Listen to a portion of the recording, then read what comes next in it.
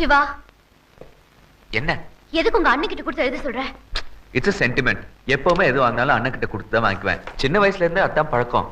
இப்போ புதுசா ஷர்ட் வாங்கினேன்னு வச்சுக்கேன், எங்க அண்ணன் கிட்ட கொடுப்பேன். அவன் ஒரு தடவை போட்டு பார்த்துட்டு கொடுப்பான். அப்புறம் தான் நான் வாங்கி போட்டுக்குவேன்.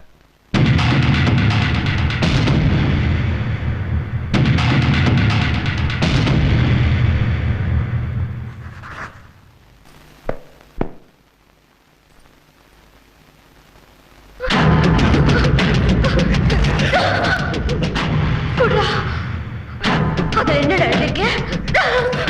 எனக்கு தெரியும் நீ அதுல ஏதோ தப்பா எழுதிருக்க. எழுதும் போது என்ன பார்த்து சிரிச்சுக்கிட்டே எழுதுன. என்னடா எழுதிருக்க?